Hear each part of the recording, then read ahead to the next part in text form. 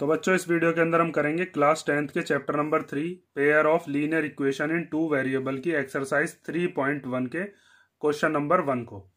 तो question number 1 देखते हैं क्या दिया है। Form the pair of linear equation in the following problems. पहले हमें क्या करना है, लीनियर इक्वेशन का पेयर बनाना, मीन्स दो इक्वेशन हमें बनानी है, जोड़ा बनाना है। And find their solutions graphically, और फिर उन दोनों इक्वेशंस को हमें ग्राफ से सॉल्व करके उनका सॉल्यूशन बताना, मीन्स जो भी हमारे पास वेरिएबल हम मानेंगे एक्स और वाई, उनकी वैल्यूज क्या होंगी। तो फर्स्ट वाली प्रॉब्लम हमें क्या दी है, 10 students of class 10th took part in A mathematics quiz. मतलब मैथ्स का एक क्विज होता है, उसके अंदर क्लास 10th के कितने बच्चे पार्टिसिपेट करते हैं, 10 बच्चे। तो टोटल बच्चे कितने हो गए, 10, लड़के और लड़कियां मिलाकर। If the number of girls is 4 more than the number of boys, और क्विज में जो पार्टिसिपेट करने वाले बच्चे हैं उसमें लड़कियां 4 ज्यादा हैं लड़कों से, ये बताया, 4 मोर बताया इसने, ठीक है, लड़कियां 4 ज्यादा हैं लड़कों से। उसके बाद क्या बताया, find the number of boys and girls who took part in the quiz. तो हमें बताना है कि कितने बॉयज हैं और कितनी गर्ल्स हैं जो कि उस क्विज में पार्टिसिपेट कर रहे हैं। तो सबसे पहले आपको क्या करना होता है, जो भी चीज हमसे पूछी जाती है उसको हम मान लेते हैं कुछ वेरिएबल की फॉर्म में। तो सबसे पहले हम मान लेते हैं कि नंबर ऑफ बॉयज और नंबर ऑफ गर्ल्स कितना कितना है। तो हमने मान लिया let the number of girls be X. लड़कियां कितनी मान ली, एक्स मान ली। और द नंबर ऑफ बॉयज कितने मान लिए हमने, वो मान लिए वाई। ठीक है, अब आगे देखो। उसके बाद इसने कहा था कि दोनों को मिलाकर कितने बच्चे हैं, 10, जो कि क्लास 10th के हैं और क्विज के अंदर पार्टिसिपेट कर रहे हैं।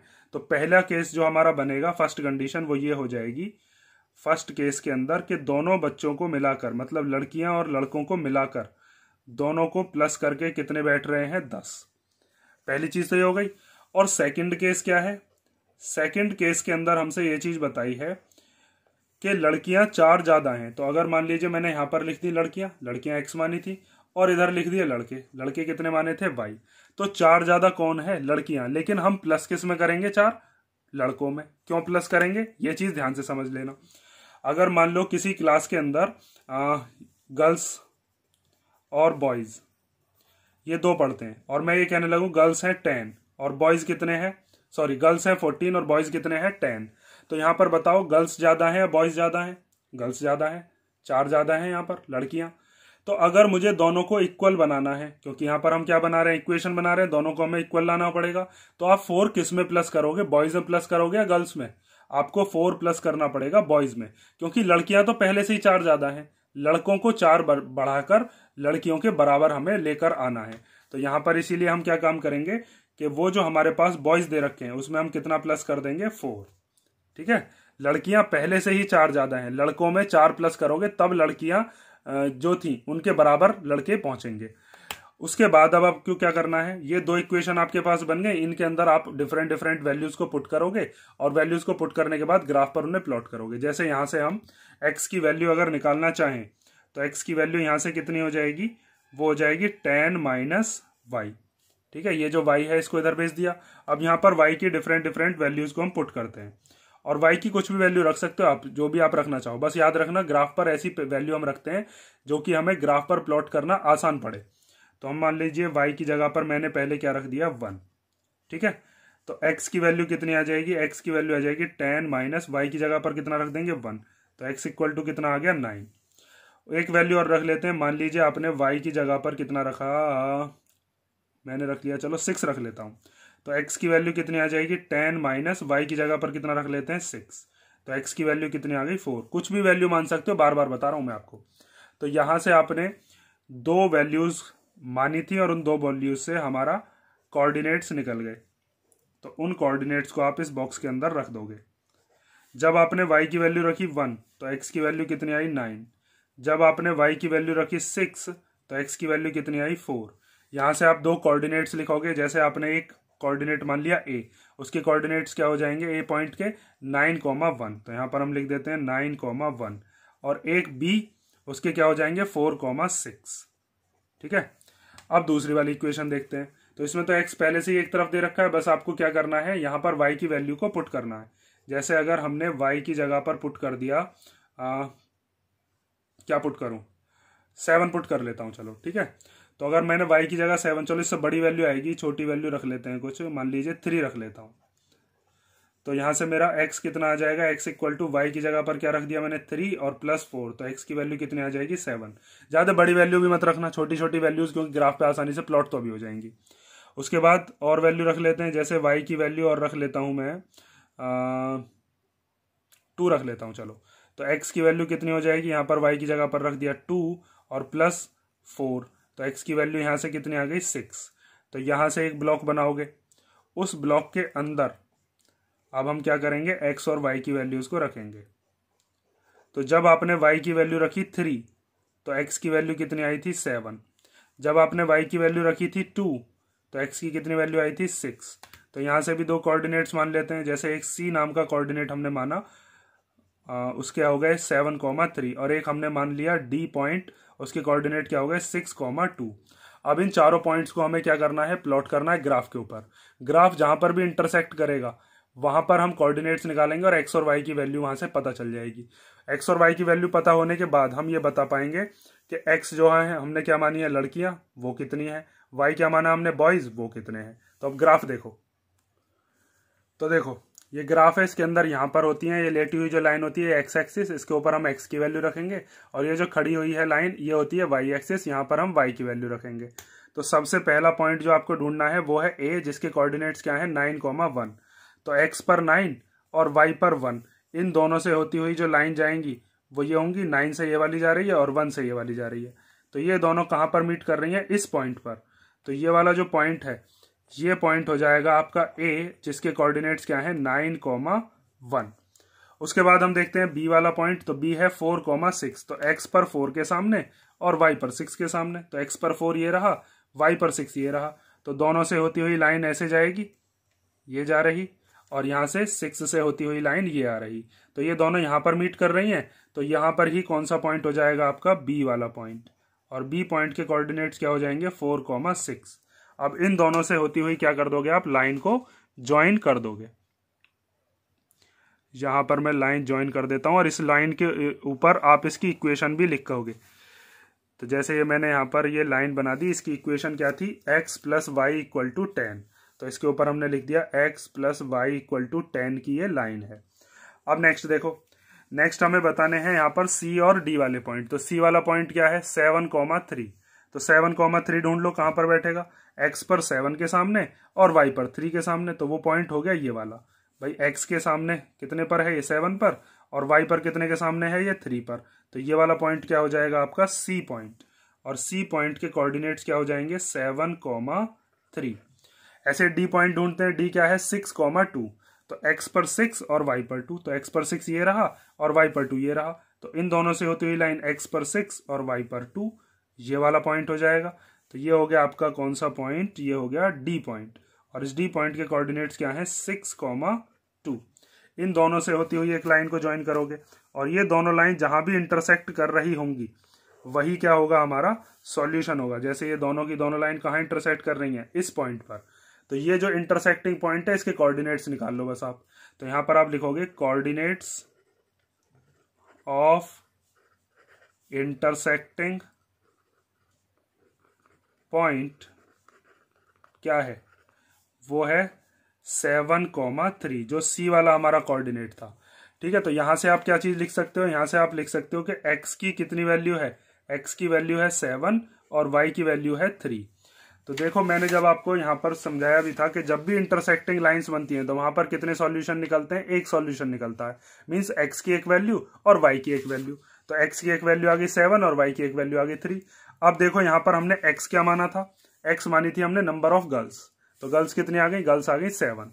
और नंबर ऑफ बॉयज क्या माना था हमने y, तो y कितना आया था 3, तो बॉयज कितने आ गए 3।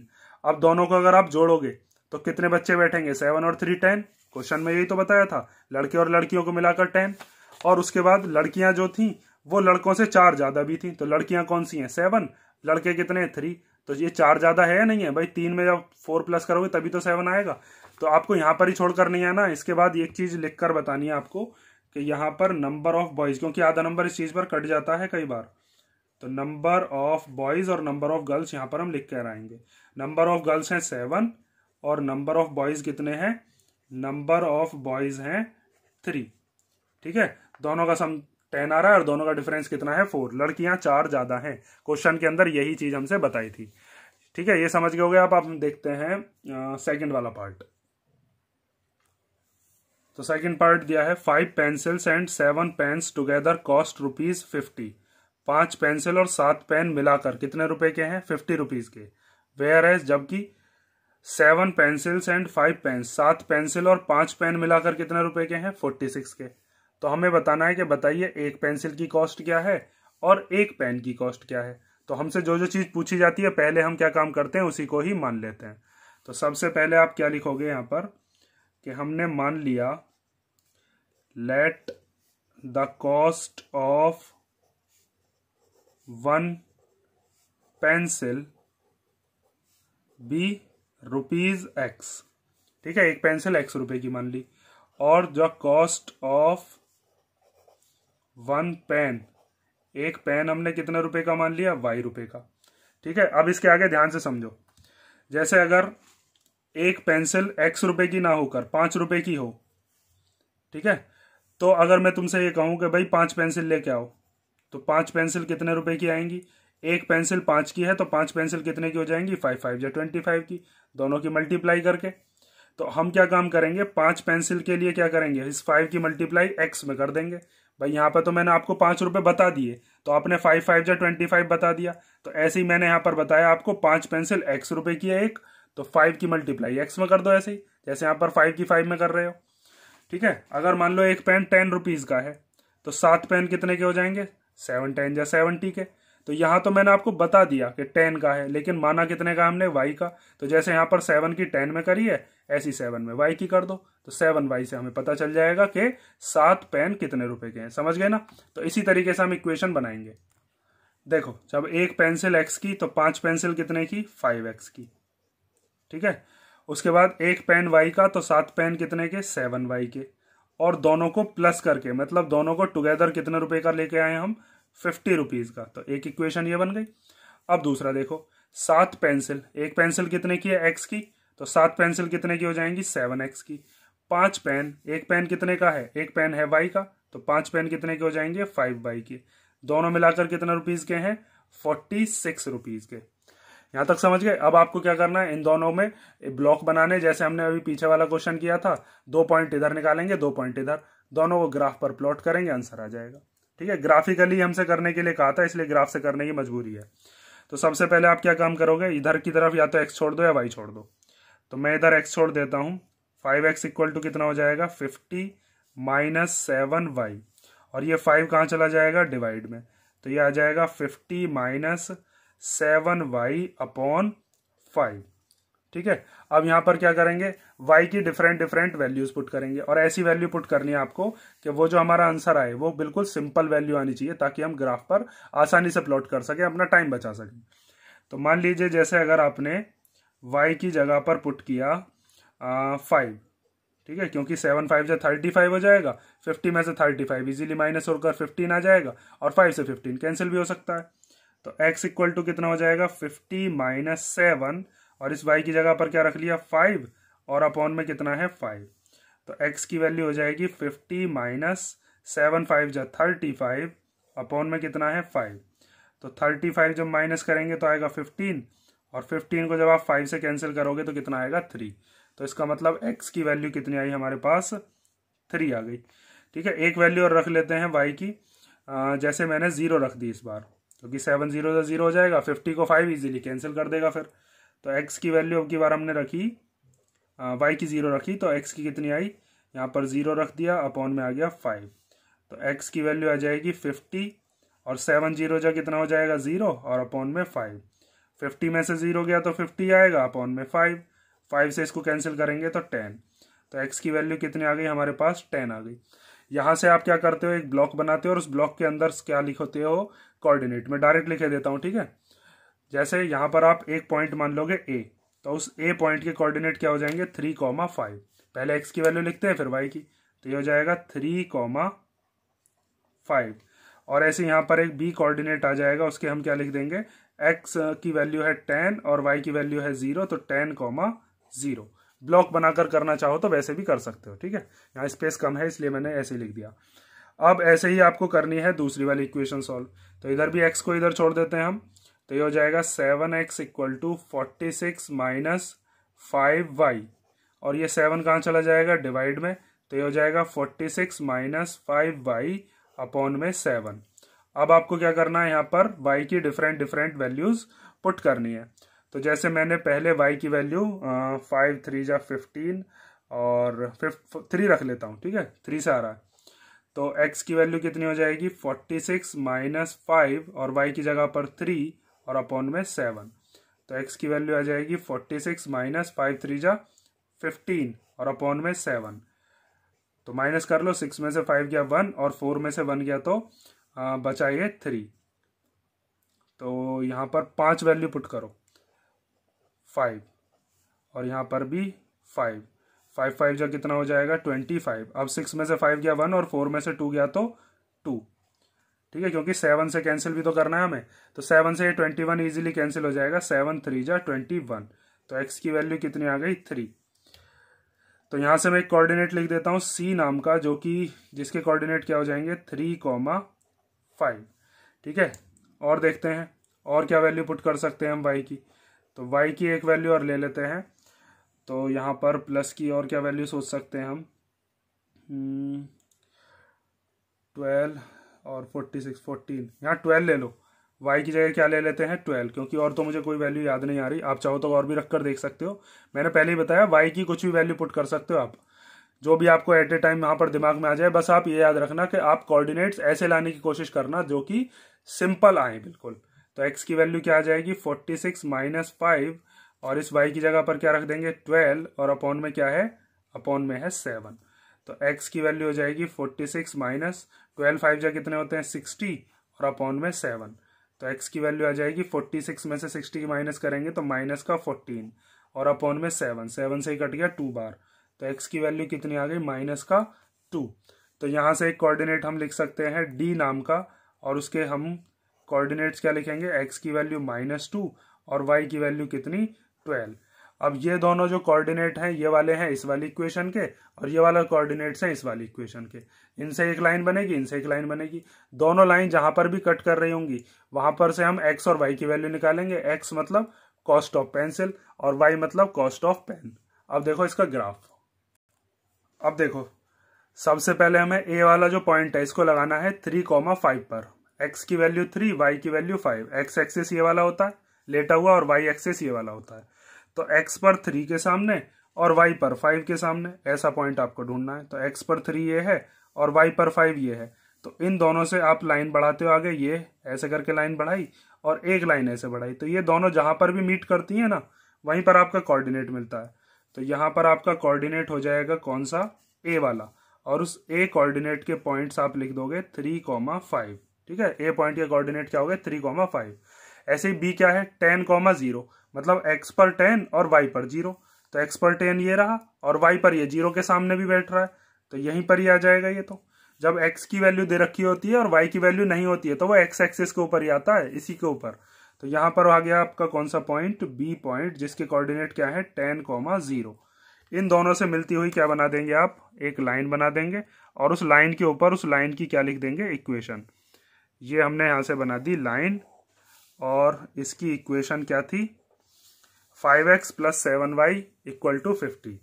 तो यहाँ पर मैं लिख देता हूँ 5x + 7y = 50 की ये लाइन है। नेक्स्ट देखते हैं। नेक्स्ट है इसमें हमारे पास c और d वाले पॉइंट। तो c पॉइंट क्या है 3,5, तो 3,5 इसका भी यही बैठेगा भाई, x पर 3 के सामने और y पर 5 के सामने, तो यही पॉइंट तो बैठेगा। तो ये वाला पॉइंट भी आपका दोबारा से लिख देते हैं, c पॉइंट भी यही है जिसके कोऑर्डिनेट्स क्या हैं 3,5, और d पॉइंट के कोऑर्डिनेट क्या है -2,12। तो x पर -2 के सामने और y पर 12 के सामने। तो यहाँ पर आपके ये पॉइंट बैठेगा यहाँ पर, ठीक है, ये वाला। x ये y पर कितने के सामने है 12 के सामने, और x पर ये कितने के सामने है 2 के सामने। तो ये वाला पॉइंट कौन सा हो गया आपका, ये हो गया d पॉइंट, और इस d पॉइंट के कोऑर्डिनेट्स क्या है -2,12। अब आपको क्या करना है, इस c पॉइंट को और इस d पॉइंट को भी ज्वाइन कर देना है। तो सी और डी पॉइंट हम कर देते हैं अब ज्वाइन, और ये दोनों लाइन फिर जहां पर भी कट करेंगी वहीं पर हमें अपना सॉल्यूशन मिल जाएगा। ये हो गया आपका दूसरा ग्राफ, और इस ग्राफ की जो इक्वेशन थी वो क्या थी, 7x + 5y = 46। तो इस पर आप लिख दोगे 7x + 5y = 46। ठीक है, अब ये दोनों कहां पर इंटरसेक्ट कर रही हैं, इस वाली जगह पर। तो ये वाला जो पॉइंट है, इस पॉइंट के आप कोऑर्डिनेट्स लिखोगे। तो यहां पर हम क्या लिखेंगे, कोऑर्डिनेट्स ऑफ इंटरसेक्टिंग पॉइंट, वो कितने हैं, वो है हमारे पास 3,5। तो इसका मतलब हम ये कह सकते हैं कि x की वैल्यू 3 है और y की वैल्यू कितनी है, 5। तो x क्या माना था आपने, अब देख लो, x की वैल्यू आपने मानी थी पेंसिल की कॉस्ट। तो पेंसिल हो गई हमारे पास कितने रुपए की, 3 रुपए की। तो यहां पर आप लिखोगे कॉस्ट ऑफ 1 पेंसिल = ₹3, और कॉस्ट ऑफ 1 पेन, पेन कितने का माना था, कॉस्ट ऑफ 1 पेन मानी थी y, तो y कितना आया है हमारे पास, 5 रुपीज का।